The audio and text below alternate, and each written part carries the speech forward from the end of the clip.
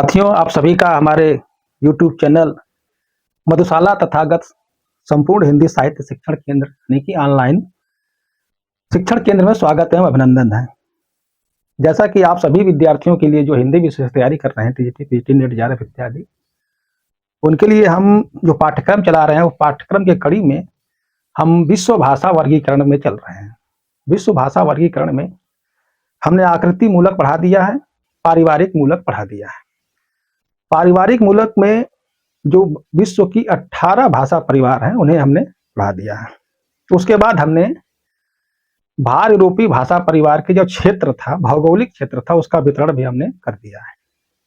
उसकी वितरण करने के बाद भार यूरोपीय भाषा परिवार का हमने व्याकरण भी आपको बता दिया है।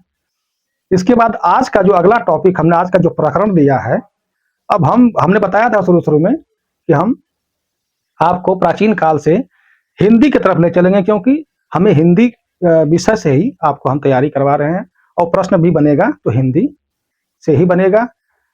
जो इम्पोर्टेंट प्रश्न जो बनता ही बनता है विश्व भाषा परिवार से, उनको तो हमको पढ़ाना ही पड़ेगा। तो हमारी आज की टॉपिक है भार यूरोपीय भाषा परिवार की शाखाएं। हमने भार यूरोपीय भाषा परिवार के बारे में बता दिया है। तो भार यूरोपीय अर्थात भारतीय और यूरोपियन, एशिया से संबंधित हमने बताया कि ये यूरेशिया की भाषा रही है। इसे शुरू में इंडो जर्मनी के नाम से जाना जाता था। उसके बाद इसे इंडो केल्टिक के नाम से जाना गया। उसके बाद भार यूरोपीय के नाम से जाना गया। तो आज भार यूरोपीय भाषा परिवार की शाखाएं जो हमने इस सामने लिख दिया है। आज का टॉपिक हमारा है, प्रकरण हमारा है भार यूरोपीय भाषा परिवार की शाखाएं। जैसा कि हमने शुरू में ही बताया था आप लोगों को कि इसकी जो प्राचीन भाषाएं हैं वो बहिर्मुखी, संश्लिष्ट और योगात्मक। जो भार यूरोपीय की प्राचीन शाखा है, इसकी प्राचीन शाखा, उसको हमने क्या बताया था? इसकी प्राचीन शाखा जो रही है उसकी जो विशेषता रही है उसकी क्या रही है? बहिर्मुखी, श्लिष्ट, योगात्मक। बहिर्मुखी, श्लिष्ट, योगात्मक। यह कैसे है इसको भी हमने आपको बता ही दिया है। जब मैं आपको आकृति मूलक वर्गीकरण और उसके बाद पारिवारिक या ऐतिहासिक वर्गीकरण में कर रहा था, तो उसमें आकृति मूलक वर्गीकरण में हमने बताया था बहिर्मुखी यानी कि बाहर की तरफ से जो निकलती है, श्लिष्ट यानी चिपकी हुई, योगात्मक मतलब आपस में लगी हुई, जिसे समास बहला के नाम से जानते हैं। तो हमने इसके पहले भी बता दिया, जो भौगोलिक क्षेत्र का मैं वितरण कर रहा था भार यूरोपीय भाषा परिवार का, तो उसमें हमने बताया कि भार यूरोपीय भाषा परिवार जो प्राचीन काल में यानी कि शुरुआत दौर में, आज के हजारों, लगभग 2500-3000 के आसपास करीब, ये बहिर्मुखी, बहिर्मुखी, श्लिष्ट और योगात्मक रूप में यह भाषा चल रही थी। अब आइए इसके शाखा की तरफ चलते हैं। शाखाओं के बारे में कैसे हम बताएंगे। तो आइए जानते हैं कि इसकी उत्पत्ति के बारे में थोड़ा जान लें। इसके पहले हमने बताया कि कहीं किसी ने कॉकेकस पर्वत के आसपास बताया, कहीं कारपेंथियम पर्वत के आसपास की उत्पत्ति किसी ने बताया। तो इसके बारे में जान लीजिए। जो अब हम जो भाषा का वर्गीकरण की शाखा बताने जा रहे हैं, तो इससे पहले जो भाषा वैज्ञानिक रहे हैं, उन भाषा वैज्ञानिकों ने जो अपना नियम बनाया और इसका वर्गीकरण किया, तो उन्होंने किस आधार पर किया, कैसे किया, और उसका आधार उन्होंने बेस कहां से लिया है, उसको हम आपको आगे बताने जा रहे हैं। भाषा वैज्ञानिकों ने जो निर्धारित किया है कि पूर्वी छोर पर भारत तथा पश्चिमी छोर पर जर्मनी होने के कारण इसे जर्मन विद्वानों ने, पूर्वी छोर पर भारत, पश्चिमी छोर पर जर्मनी होने के कारण इसे जर्मन विद्वानों ने इसे इंडो जर्मनिक नाम दिया था। Indo Germanic. शुरू में इसको हमने बताया, इसके पहले बता दिया आपको, इसे जर्मन विद्वानों ने, क्योंकि ये इंडिया और जर्मनी के बीच की जो भाषा थी उनमें समानता के कारण इसे इंडो जर्मन के विद्वानों ने कहा कि ये, हमने ये भी बताया कि जिस देश के विद्वान रहे हैं उन्होंने अपने ही देश का साबित करने की कोशिश किया भारत यूरोपीय परिवार की भाषाएं, क्योंकि ये सबसे श्रेष्ठ भाषाएं आती है जिसमें सबसे श्रेष्ठ भाषाएं बोली जाती हैं, सम्मिलित की गई हैं। तो जर्मन विद्वानों ने इसे अपने देश का कहा, इसे का नाम रखा इंडो जर्मनिक नाम दिया था, यानी कि प्राचीन भारत यूरोपीय भाषा का नाम सबसे पहले इंडो जर्मनिक के नाम से जानी जाती थी। इसके बाद हमने बताया वेनिस और केल्टिक के लोगों ने जब इस पर अध्ययन किया तो बाद में इसे इंडो केल्टिक नाम रख दिया। इंडो केल्टिक, इंडो जर्मनी के बाद इसका नाम पड़ा इंडो केल्टिक नाम पड़ा। इसे जेमेटिक और कॉकेशियन के नाम से भी जानते हैं, ठीक है। इसे जेमेटिक या कॉकेशियन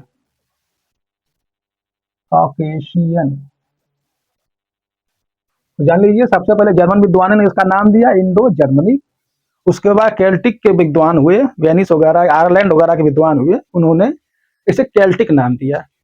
इस केल्टिक को जेमेटिक या कॉकेशियन के नाम से, यानी कि इसी भाषा परिवार को, जिसकी प्राचीन शाखा की बात हम कर रहे हैं, भारत यूरोपीय भाषा परिवार की इस प्राचीन शाखा को ये लोगों ने ये कहा।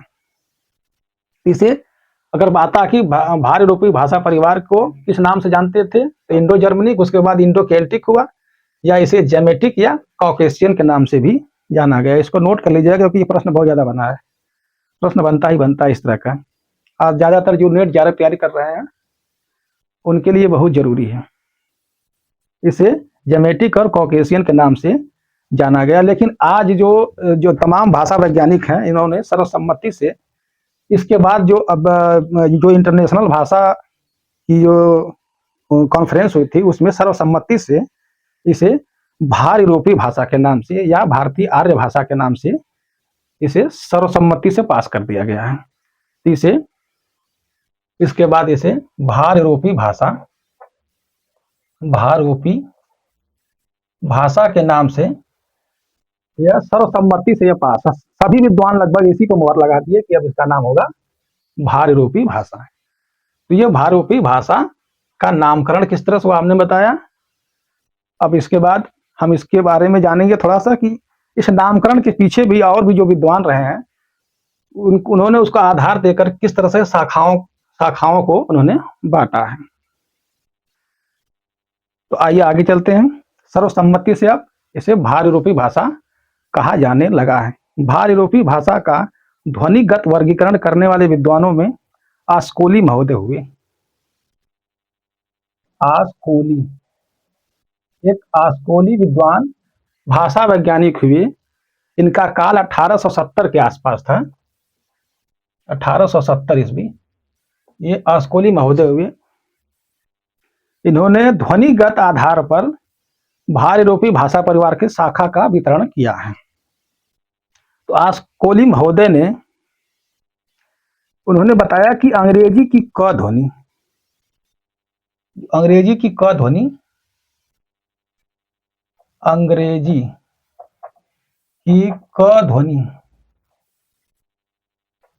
इसको कॉमा लगा रहे हैं, इस क की बात हम कर रहे हैं। आस्कोली महोदय ने बताया कि अंग्रेजी की क ध्वनि फारसी में स, श और ज में बदल जाती है। यह फारसी भाषा में श, स और ज उच्चरित की जाती है। तो आस्कोली महोदय ने भारत यूरोपीय भाषा की शाखा का वितरण उन्होंने ध्वनिगत आधार पर किया था, ठीक है। ध्वनिगत आधार, उन्होंने आधार क्या दिया था, ध्वनि के आधार पर किया था। ध्वनि से मतलब ये, इन्होंने कहा कि अंग्रेजी की जो क की ध्वनि है, के जिसे कहा जाता है, वह फारसी में श, स और ज में बदल जाती है। और इनका जो ये तर्क दिया गया है आस्कोली महोदय का, ये तर्क बहुत ज्यादा तर्क, जो भाषा वैज्ञानिकों का जो तर्क हुआ, जो उसका जो नियम है, जिसे हम कहेंगे कि शुद्धता के नियम पे तर्क इनका नहीं बैठता, इसलिए इनको बहुत ज्यादा किसी सिद्धांत में इनके सिद्धांत को बहुत ज्यादा कहीं मान्यता नहीं मिली है। इसके बाद आते हैं, इन्होंने आगे और बताया है, इसमें बहुत ज्यादा इंपॉर्टेंट नहीं है। इसके बाद आते हैं, सबसे ज्यादा महत्वपूर्ण है फॉन ब्रॉडके, फॉन ब्रॉडके इन्होंने जो ध्वनिगत आधार पर इसका वितरण किया, उसकी मान्यता बहुत ज्यादा नहीं हुई, इसलिए इनका बहुत इंपॉर्टेंट इसमें नहीं है। हमने अस्कोली महोदय कर दिया, कहीं हो सकता है पूछ दे कि भाषा वैज्ञानिक है, कहीं किस तरह के हैं ये, तो इन्होंने भार रूपी भाषा परिवार का वितरण किया है अस्कोली महोदय ने। इतना ही प्रश्न इससे बनता है। इसके बाद आते हैं फॉन ब्रॉडके, सबसे महत्वपूर्ण व्यक्ति आप यही हैं भाषा वैज्ञानिकों में, फॉन ब्रॉडके। फॉन ब्रॉडके ने इस भार रूपी भाषा परिवार को वर्गीकरण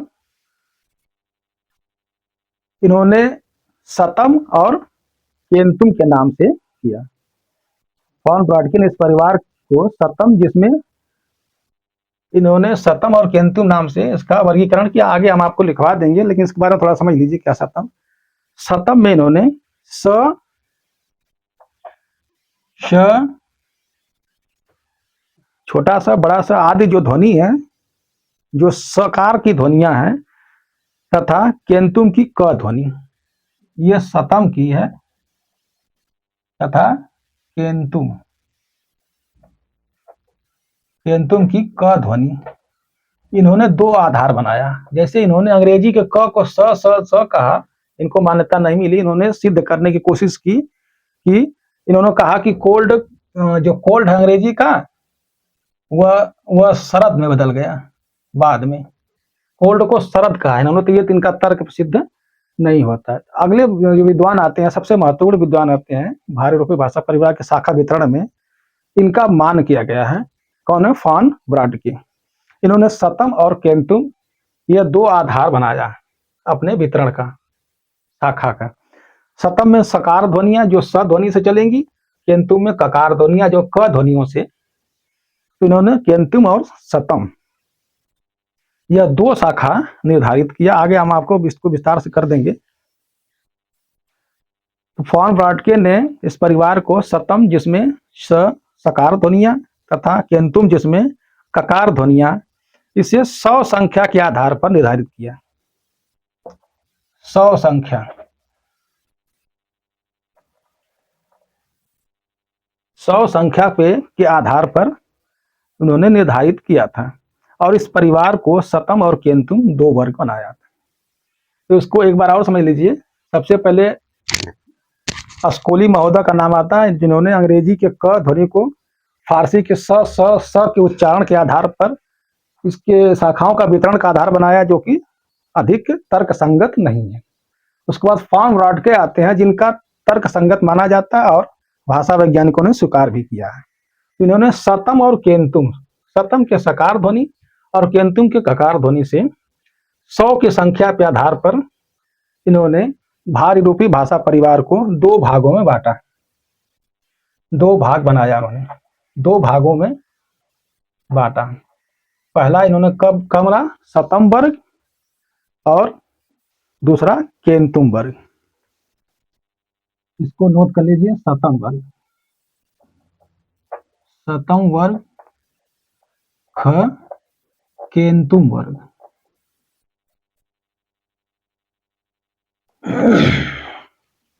इन्हीं फॉन ब्रॉडके का ही सिद्धांत सतम और केंतुम के आधार पर आगे बढ़ाया जाता है। तो याद रखिएगा कि जो सतम और केंतुम वर्ग में बांटा है, ये फॉन ब्रॉडके महोदय ने बांटा है। एक बार उनके बारे में दोहरा देते हैं। फॉन ब्रॉडके ने इस भाषा परिवार को, यानी कि भार यूरोपीय भाषा परिवार को, सतम जिसमें सकार ध्वनि तथा केंतुम जिसमें ककार ध्वनि, इसको 100 की संख्या के आधार पर निर्धारित किया। इसको इन्होंने 100 की संख्या पर, ठीक है, 100 संख्या आधार बनाया। सतम और केंतुम को 100 या 100 इसको मान सकते हैं। तो 100 की संख्या पर इन्होंने इसे आधार बनाया, और इसे केंतुम तथा सतम तथा केंतुम वर्ग में दो भागों में इन्होंने इसका वितरण किया।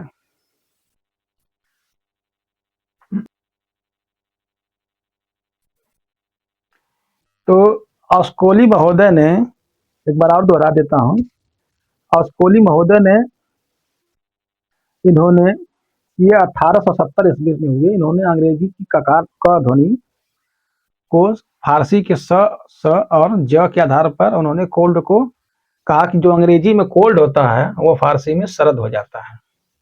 ये तर्कों पर सिद्ध नहीं हुआ। आगे आए फॉन ब्रॉड के, जिन्होंने सकार ध्वनियों के सतम वर्ग में रखा और ककार ध्वनियों को केंतुम वर्ग में रखा, और इस भारतीय भाषा परिवार को दो भागों में बांटा। पहला सतम वर्ग, दूसरा केंतुम वर्ग। जो सतम है, अब इसकी 100 संख्या, इनको 100 की संख्या में रखा, ये भी 100 की संख्या में, ये भी 100 की संख्या में माने का आधार रखा। आधार क्या रखा इन्होंने? सतम जो शब्द है यह संस्कृत का शब्द है, ठीक है, संस्कृत। तो संस्कृत में जब सतम कहेंगे तो उसे 100 कहा जाता है, आपको पता होगा, जानते होंगे नहीं? आप लोग जानते ही होंगे, संस्कृत में सतम को 100 कहा जाता है। लेकिन वही लैटिन भाषा में जब जाएंगे तो 100 के लिए केंतुम शब्द का प्रयोग होता है, ठीक है। आवत नहीं आले, यहां तक आ रहा ना। लैटिन भाषा में 100 संख्या को केंतुम कहा जाता है। तो उन्होंने लैटिन और संस्कृत को साथ लेकर बनाया, क्योंकि हमने शुरू में ही बता दिया है कि आज के हजारों साल पहले लैटिन और संस्कृत एक ही थी, इनका जो आधार था एक ही था। हमने बताया हो, पीटर पिता, मदर माता, ब्रदर भ्राता, मिल रहा है ना। तो इनका जो ध्वनि का आधार आज तक नहीं बदला, भले ही अपने भौगोलिक कारण और वहां के वातावरणों के कारण इनमें, इनके उच्चारण में, ध्वनियों के उच्चारण में बदलाव आ गया, लेकिन इनका जो मूल आधार है वो आज तक नहीं बदला। आपको हमने शुरू में बताया था कि मदर को अगर अंग्रेज व्यक्ति अगर उच्चारण करेगा, मदर करेगा, उसी को माता का कहा गया हिंदी भाषा में। तो मदर और माता मिल रहे हैं। अगर वो ब्रदर कहता है तो ब्रदर कहेगा, तो ब्रदर है भ्राता कहा गया संस्कृत में। तो लैटिन और संस्कृत कहीं न कहीं हजारों साल पहले इनकी शाखाएं एक दूसरे से जुड़ी हुई है। तो इन्होंने लैटिन और संस्कृत को दो आधार बनाया, और सकार ध्वनियां तथा ककार ध्वनियों के आधार पर ये बड़ा सर है शतम और केंतुम वर्ग बनाया, दो वर्ग बनाया फ्रॉन ब्रॉड के। ये बहुत ही इंपॉर्टेंट प्रश्न है। Net GRF, PGT, PGT, KBS, NBS, चाहे झारखंड हो, चाहे उत्तराखंड हो, चाहे छत्तीसगढ़ हो, मध्य प्रदेश हो, हिमाचल प्रदेश हो, कई जगह यह प्रश्न बना है। आप इसको नहीं रटेंगे तो पक्का एक प्रश्न से आपका सिलेक्शन रुक जाएगा। तो याद रखिए, इन्होंने फ्रॉन ब्रॉड के ने दो वर्ग बनाया, पहला सतम वर्ग, दूसरा केंतुम वर्ग। इसका तर्क यह है, सतम को संस्कृत में 100 कहा जाता है, इसलिए संख्या उन्होंने 100 रखा। केंतुम को लैटिन भाषा में 100 कहा जाता है, यानी कि 100 को केंतुम लैटिन भाषा में केंतुम कहा जाता है, तो इसकी संख्या 100 रखी। तो इस प्रकार से फ्रॉन ब्रॉड के महोदय ने सतम और केंतुम दो वर्ग बनाया, और इसे 100 की संख्या के आधार पर 100 का ही नाम दिया है। यानी संस्कृत में सतम वर्ग और लैटिन में केंतुम वर्ग, यह दो वर्ग फ्रॉन ब्रॉड के ने बनाया। इसी तरह से जब ईरानी में जब जाएंगे, यहां तक आ जा रहा है, हाँ? ईरानी में जैसे संस्कृत में सतम स बन गया, ठीक है, और ईरानी में सतम कहा जाता है, छोटा सा बन जाता। तो ईरानी में भी सतम के लिए 100 का प्रयोग किया जाता है, याद रखिएगा।